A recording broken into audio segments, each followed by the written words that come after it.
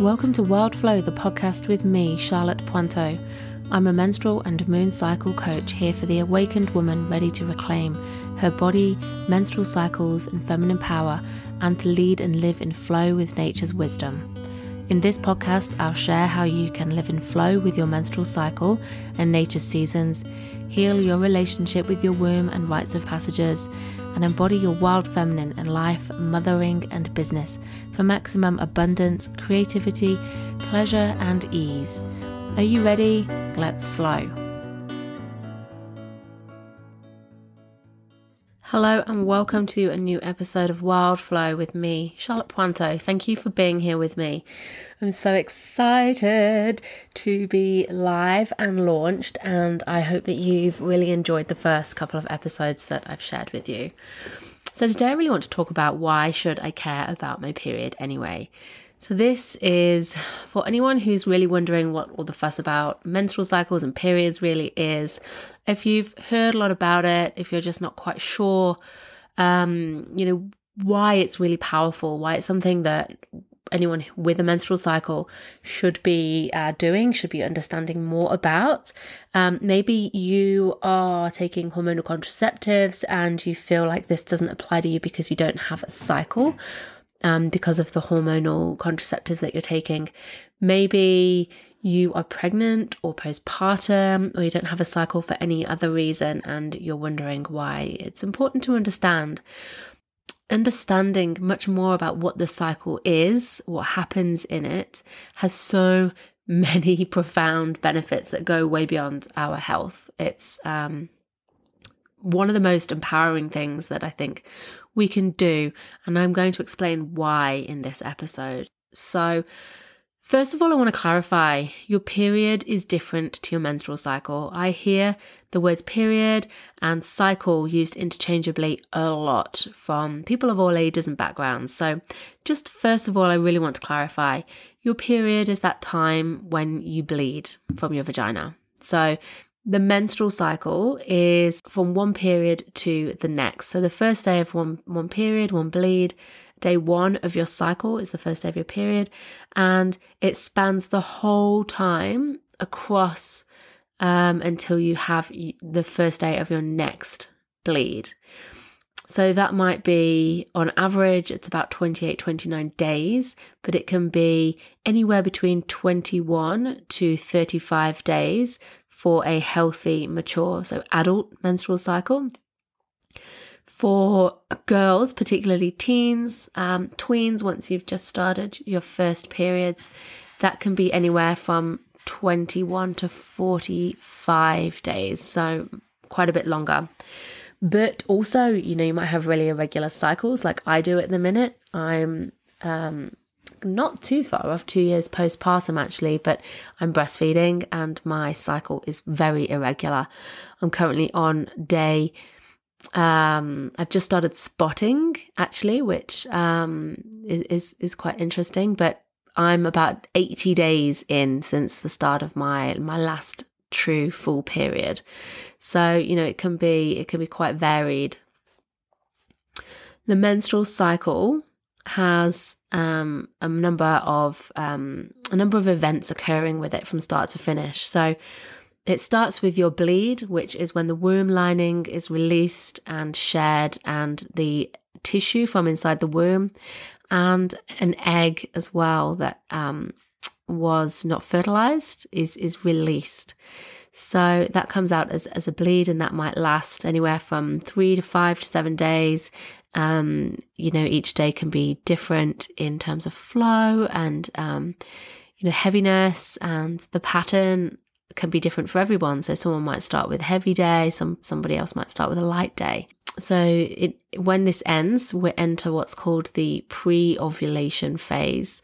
And this is when the next egg is developing and ripening, ready to be released from the ovary in the middle of the cycle, which is the third stage at ovulation. And ovulation's a supercritical event. It's like actually the peak of the cycle. It's like the most important part of the menstrual cycle. So the egg is released from the ovary, and this happens Not in every cycle, actually. So if you're taking hormonal contraceptives, then they generally suppress ovulation. So there is no ovulation, and you need ovulation to have a true period. That's why a hormonal contraceptive period isn't a true period, because there was no ovulation. But also you can have cycles where you don't ovulate. And, that can happen really commonly in your early years, so in your teen years, and then as you approach menopause as well, at the end of your menstrual lifetime. So after you've ovulated, then you reach the premenstrual phase. And this is that classic time of the cycle where we all hear all kinds of, nicknames and bad raps about, PMS and that time of the month, and hormones and being emotional. And it's that phase from after ovulation until your next bleed. So, some people can have a particularly difficult time with this part of the cycle, but other people can really enjoy this time and have a great experience, and struggle in different parts of the cycle. So just really roughly to begin with, that's what the menstrual cycle is. It's got these 4 parts: the menstrual phase when you bleed, the pre-ovulation phase when the egg is ripening, ovulation when the egg is released from the ovary, and then the premenstrual phase. That's after the egg has been released from the ovary. So it's either fertilized by sperm if you're trying to conceive or if you're becoming pregnant, or it actually crumbles and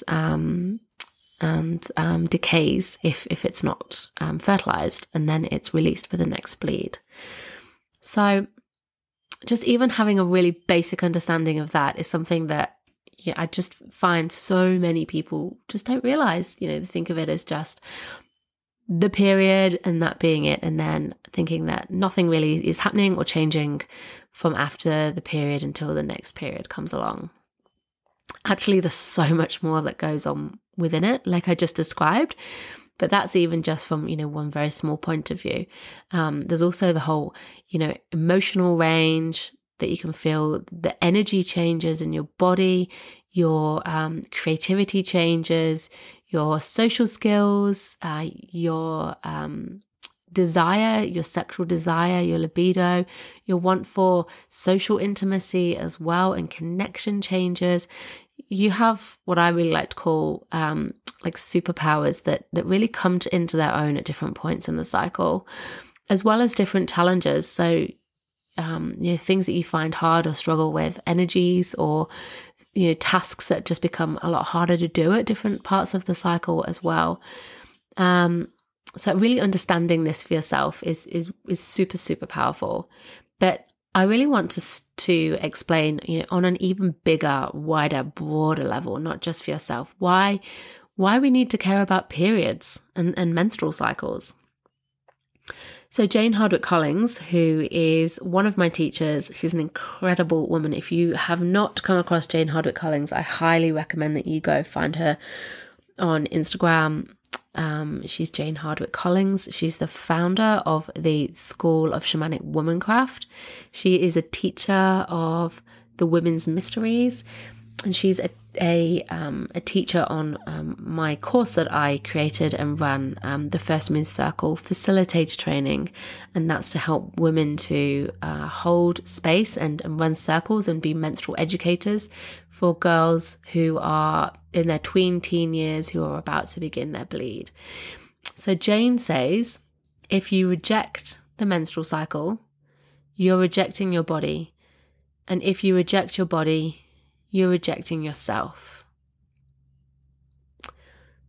Just going to let that one sink in. I'm going to say it again. If you reject the menstrual cycle, you're rejecting your body. And if you reject your body, you're rejecting yourself.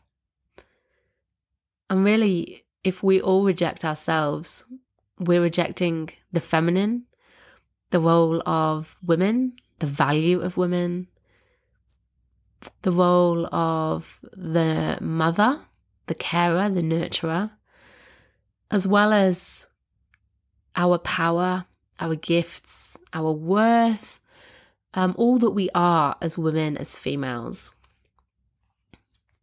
And basically not just females, anyone who isn't white, cisgendered and middle-aged male. the ideal human, as it were. So it's really, really that powerful. So your cycle is the origin of your creative and reproductive power. But how you experience and feel about your menstrual cycle is often determined by how you experienced your very first bleed, your menarche or menarche, the rite of passage that you experienced when you began your first bleed. And you experienced it however you experienced it, whether it was something that was positive or painful or negative, whether it was ignored or celebrated, whether you were aware of it or said anything, kept it to yourself, whatever happened, that was your rite of passage. That's how you experienced it. And that's mostly determined by how your family, friends, and the culture that you live in shapes your experience and teaches you how to feel and how to value your changing body and that transition, that initiation into womanhood. Culturally, we are taught to suppress, be silent, to hide our secret women's business, and to suffer in silence. We're told to figure it out by ourselves. It's just not something that's really in the mainstream. Sure, there are school classes, but usually it's a really awkward experience. I hear so many stories of kids saying they just weren't allowed to ask all the questions that they wanted. The teacher just wanted it over and done with. And on the whole, teachers who are holding these personal education sessions, they're doing it without training, and they're doing it as just to the best of their ability, but really they're doing the best with what they know. And usually, that's so informed by their own experiences. So it's this repeating pattern that happens. It gets passed down. Mothers are, you're only able to really do the best that you can based on the experience that you had, unless you go out of your way to learn and to do it differently, and you're instinctively just going to really repeat what you were told, what you were taught, how you experienced the attitude that was, unless you're consciously doing something about it. I've heard so many stories from women who've shared with me that when they had their first bleed as girls, they were handed a packet of tampons, and the little teeny tiny instruction booklet that came with that packet, it was their only education. That's all they were told. Their mothers just handed a pack of pads or a packet of tampons to them and told them basically to go and figure it out for themselves. This happens so often across cultures, across countries, across generations as well. It's really sad, but those mums were just doing the best that they could. Mums being too ashamed to open up to their daughters. We've got teasing in the schoolyard, even when, girls are at girls' schools, and everybody's having periods. It's still something that's being shamed so heavily. Boys are shaming and teasing, and it's something that girls just, don't want to hear anybody. You don't want anyone to hear you opening up like your period, your pad wrapper in the toilet, for example, that rustling. You want to keep it quiet as possible, keep it hidden, keep it unseen. We want to be able to carry on life and live on regardless, in spite of what our body's doing. If you look at TV adverts, you've got young women wearing white jeans and, doing sports events and swimming and just living the best life ever, full of beans and just carrying on regardless. Like nobody would ever know. Whereas, what's wrong with that? Why are we so ashamed? Why do we not want anyone to know, like, the incredible thing that our bodies are doing so often? When girls reach puberty, their bodies are changing so much. The shape changes, they grow hips, they grow breasts, they get taller. It's pretty obvious. And people, as well-meaning as they might be, especially family members, start to point and talk amongst themselves, the women gathering going, oh, look at her, she's growing breasts now, her body's changing, has she started her period yet, has she become a woman? And the girls just stood there being spoken about really openly in front of her, not to her, not being asked how she is. It's just this conversation, this finger pointing that goes on around them, and it's making girls feel really ashamed. really exposed and vulnerable and powerless, actually. Like there's nothing that they can do to have any part of that conversation, nowhere to hide. Everyone can see everything for all it is. And it's, no wonder that girls begin their periods and actually want to keep it to themselves, keep it quiet. It's like can be a way of taking power back, keeping it nice and quiet and keeping it just for themselves. So that's, it can be experienced so differently, but rites of passage, this initiation into womanhood, we really learn at this time the value and worth that our culture places on being a woman, on a woman's body, on a woman's role. It's a time when really we should be guided and held and supported and encouraged and prepared with so much love and tenderness. And, at that time when we're becoming individuals, we should be being asked, how do we want to be celebrated and supported? What would we like to do? Do we want a bit of fanfare, or do we want it to be super quiet and low key? But to be given that authority, that sovereignty to make a choice for ourselves, it can make us feel really powerless. And the way that we feel about all of this, it shapes how we experience, how we feel about our bodies, how we feel about our menstrual cycles, about how we feel about ourselves when we become mothers, our ability to birth children. Is this something that we have to hand power and control over to other people to get us through, to walk us through this rite of passage? Or do we have consent to give? Do we have a voice? Do we have a decision to make about how we want to experience that rite of passage? It flows on and on throughout our lives. So you can see how powerful it really is to reclaim our menstrual cycles, our bodies, to be, supported, connected with it, its beauty, its magic, but also to be given a sense of knowledge and therefore control and a choice over what we do to look after ourselves. Knowledge is power. We need to know all about this stuff right from an early age, because it really shapes how we then live out our lives. The choices we make, the partners we choose, what we view as our potential, how we feel we are able to step into our power and our gifts, to speak up for ourselves. It's just so powerful. Culture is changing, but more and more of us, we really need to learn to hear this. I really want you to share this with any woman who who's particularly got daughters who are, I don't know, any daughters really. I think everyone really needs to hear this, and also dads need to hear this if they'd be willing. Grandmothers need to hear this. We all need to hear this. We're trying to do so much better, but part of that is healing our own experiences as well, and going back in time so that we're then able to give something better to our children. But it all begins with awareness, this reclamation process. We've got to heal the lineage before us, and we've got to learn to grow self-love as well. From whatever age you are at now, this is what menstrual cycle awareness gives us. It gives us a very real and embodied, tangible way to learn to love ourselves, our whole selves, all of us, all aspects of ourselves, all of our full range of emotions, our bodies as we change, all aspects of womanhood and the feminine. This is not just a spiritual practice, it's a very real embodied practice as well. And it's so powerful. I really believe that this is one of the most life-changing but also culture-shifting things that we can do for ourselves. Then there's also the truth that your menstrual cycle is the 5th vital sign of health.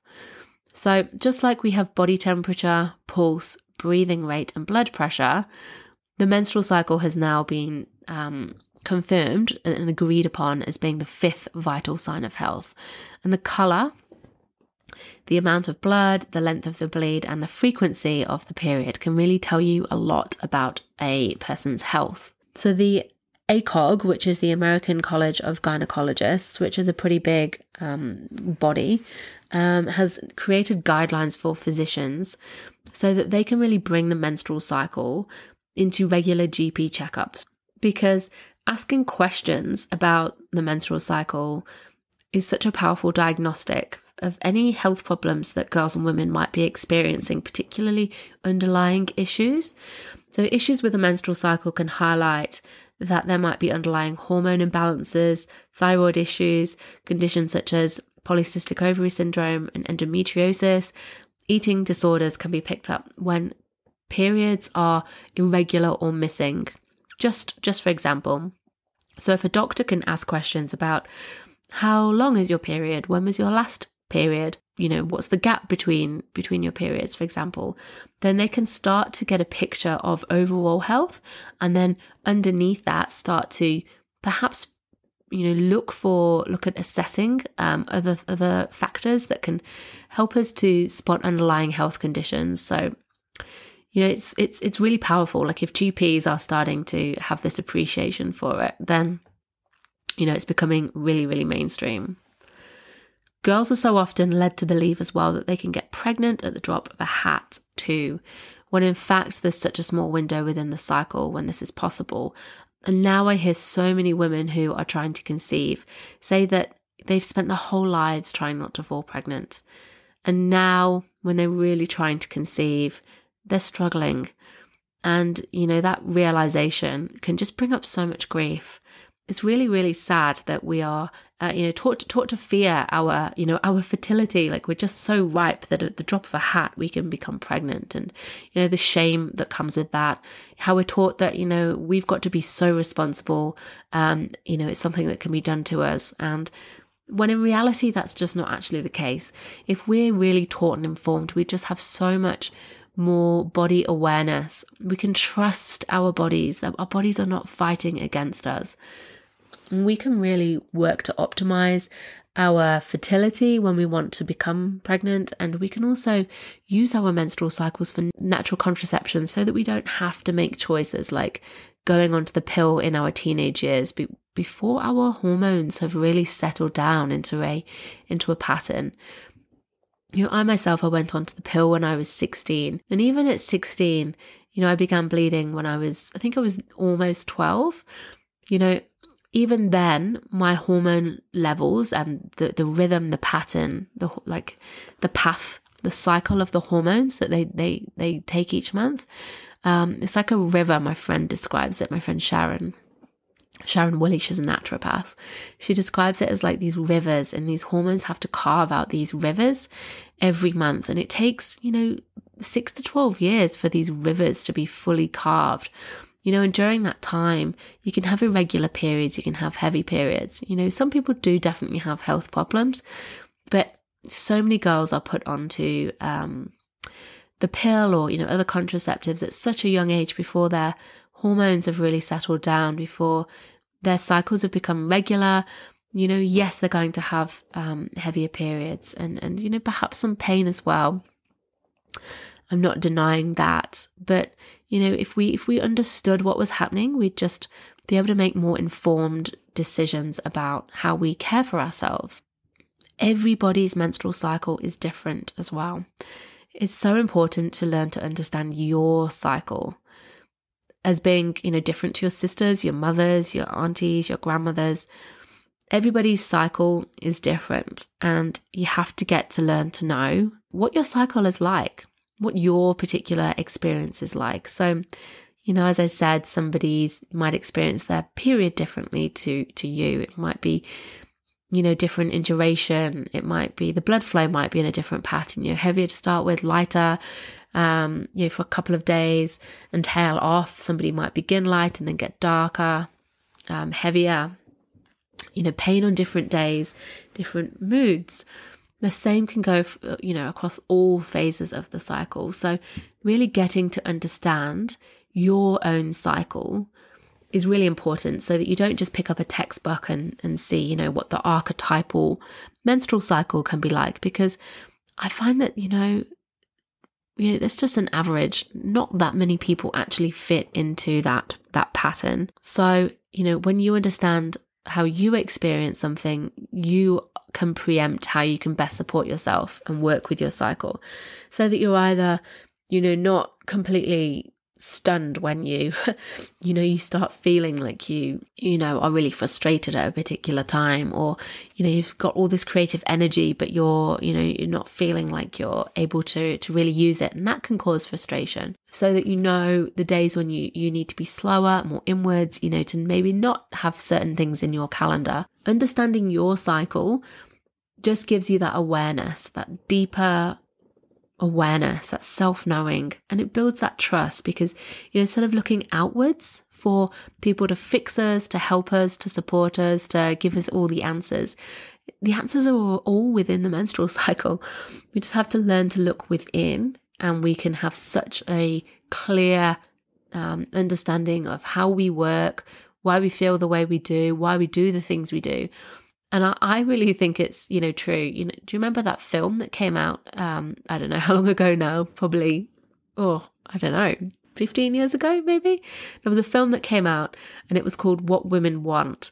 And I think it was Mel Gibson. And, it strikes me that, in that movie, he's like, trying to work out what women want. And I just think, the answer's in the menstrual cycle.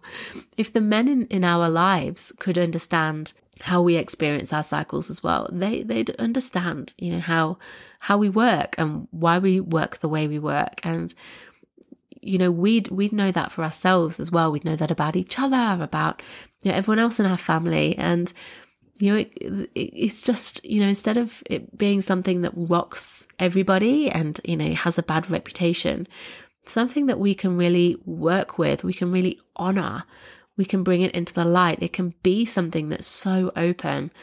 It can help us strengthen our relationships, our family relationships with our children, if they know what's happening, our intimate relationships as well. And also in the workplace. Can you just imagine if, we lived in a world where there was a policy that, did give time off on the day of your cycle when you most needed a rest? Whether we could align our productivity to our cycles, whether we could distribute tasks around a team based on who's where in their cycle. Just for example, I'm sure that there's pros and cons and flaws with all of that, but just as an idea, we could be so much more efficient. We could work less and be so much more productive. And it's the same if you are running your own business. So you can align your tasks around your cycle, so that you're getting the best out of yourself. You are not fighting uphill. You're not forcing yourself to push on.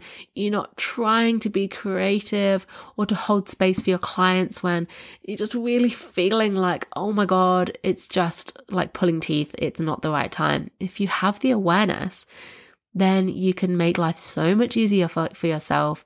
You can make it more effortless. You can be much more successful. You can make more money whilst actually taking your foot off the pedal. We can break hustle culture. We don't need to be on all the time. I can really keep going on. There's just so many reasons, so many ways that it's so powerful. And, just for example, so I've just been spotting for the last 2 days. The day before I began spotting, I was really desperate for sleep. It was Sunday. I didn't want to do anything at all. I didn't want to see anyone. I didn't want to be around my kids even. I was finding it really, really hard. And the more I withdrew, the more they acted up. It's like they knew that I was not present. And it, what it was the day before my bleed, which really is it's called like the void. And it's that challenging space when you just really, your hormone levels are crashing, which is what triggers your period. It can be a really, really testing time if you're not aware of it, if you're not supported, and if you don't know what's going on for you, which is really challenging when you've got irregular cycles. But if you do have a regular cycle, then you're pretty lucky. You can usually map this out and predict it by charting your cycle, which I'm going to talk to you about in a future episode about how you can do this, make it super simple for yourself. So yeah, all I wanted to do, we were doing house chores, I got, 3 young kids, 5 and under, who were like jumping all over me, causing chaos. I also had to do study, and I had to do a 2-hour group call for a course I've been doing.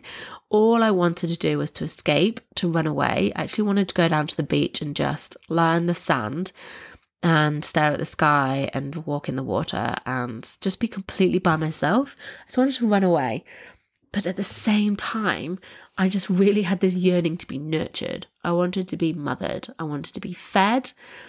I wanted to be cleaned up after. I wanted to sit down, go to bed, and to have everything done for me, to be so fully supported. It's just such a contradiction, and it was a really frustrating feeling. It felt a bit icky in my body, and I didn't know what was going on, and I didn't know why I felt like that. And, now looking back, it's like, that makes total sense, and I can communicate that with my husband, and he understands, and if my cycle was more regular, then I could work around that.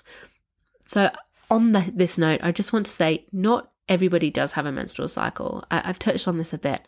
So not all women have a menstrual cycle. There are lots of times in a life when a woman won't have a cycle, and I've mentioned a few of them.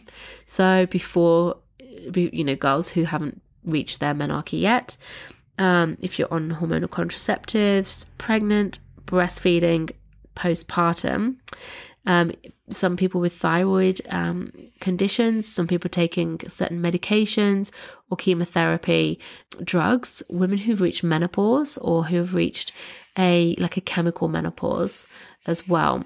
And if you've had your ovaries removed, then that will put you into menopause. So these are, quite a few of these are times when you won't have a period in your life. But also, not all people who do have a menstrual cycle are female, and this can include transgender men who were born with ovaries but identify as females, and they still have their periods and their menstrual cycles. So I just want to say that. And so understanding this, it's integral to understand, to create a fully inclusive culture, business, and life as well. If we all knew what the menstrual cycle was in its full glory, if we could understand its transformational and creative powers that it brings us each month, we'd feel really differently about our bodies. We'd be done with menstrual shame, and we'd be able to trust our full range of emotions, our bodies, our capacity as women, and we would be supported and valued so much more by the culture that we live in. I think the menstrual cycle holds the key to living a whole cycle-based life that helps us, to banish hustle and that really linear capitalist way of doing things where we just go on the same every day and we expect ourselves to feel, and to have the same capacity every single day. When we do that, we just experience burnout. So the menstrual cycle and nature in itself, all the seasons and cycles mirrored in nature. So even if we don't have a menstrual cycle, we can still honor the cycles around us and use that and live in alignment with those cycles to help us to stop buying into this, hustle culture and stop burning out. We've got the map right inside of our bodies, and it's pretty fucking powerful. So I hope that gives you a bit of an explanation as to why I think everybody of all genders, of all identities, our whole culture, everybody needs to care about periods and menstrual cycles. We need to make this super, super common knowledge. It's something that I'm really passionate about. I actually created first moon circles, which are rites of passage and menstrual education circles for tween girls, so age 9 to 12, so that they can come along and their mothers come along to the last part. We have a beautiful, really inclusive, really sacred circle where I get to teach them, all these things about their bodies and about the cycle and how they can care for themselves and what's going on in a way so they feel prepared and nurtured, just as a rite of passage is meant to do. And we can bring mums in and we can make sure that they know that mums are on board and they're open to talking to them and that they feel so supported, to really honor and celebrate. this can be something that happens after they've just started their period or beforehand, but it has the power to really change how they feel about themselves, their bodies, this huge change they're going through. It stops it being scary and it brings it into the light. I get just the most incredible feedback, and from holding these circles, it kind of heals a part of my experience as well, of my own menarche experience. My inner child is sat there, just feeling so much love and healing by seeing, these girls and these mums just, walking a different path, doing it differently. It's just really powerful stuff. So if you want to offer this to your child, I actually teach women now how to hold first moon circles in their business as well. So you can either become a first moon circle facilitator by joining my training, and our next one begins in September 2021. We've got a couple of places left on that, and then the next round is February 2022.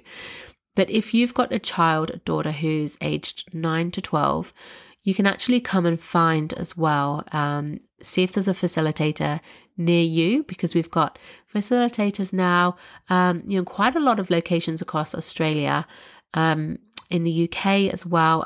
And we're going to very soon have facilitators in New Zealand, in Scotland, Ireland, England, and the US. And into next year, we are looking to expand even further into other continents as well. So I'm super, super proud and excited. If you've got, if you're looking for a first moon circle, you can come over to the website for the first moon circles, which is www.firstmooncircles.com. You can have a look under our facilitator directory to try and find if there's any facilitators near you already. And if there's not, then perhaps you would maybe think about becoming a facilitator yourself, if you think, if you're really passionate about this as well. But yeah, I'm going to start sharing much more across the next few episodes about how you can actually connect with your own cycle and work with it. So thank you so much for being here. I'm so grateful. If you've liked this episode, I'd love you to come over, please, to Apple Podcasts to rate it. You can review it. If you want to give a 5-star review, it would make such a difference to being able to get this podcast out into more, the ears of more people who need to hear this and want to hear this. If you want to actually share this episode directly, on Instagram or Facebook or whatever, that would be so, so good as well. But for now, my loves, I'm just so thankful for you being here. So excited at the beginning of this podcast journey. And I will catch you next time. Take care. Be well. Bye. Thank you so much for listening in. If you're loving this podcast and you'd love to help me spread the wisdom shared, please leave a review or rating, or share this with somebody who you think would love to listen in. I'm really passionate about creating ripples of change and getting this information to more women, girls, and people with a cycle so that they can reclaim their cyclic natures too. And if you'd love to dive in deeper with learning more about how to connect with your cycle and rites of passages, come and join our free Wild Flow Circle community, or choose a course and learn with me on my online learning hub. All the links are in the show notes. And until next time, be well and go with the flow of your cyclic nature.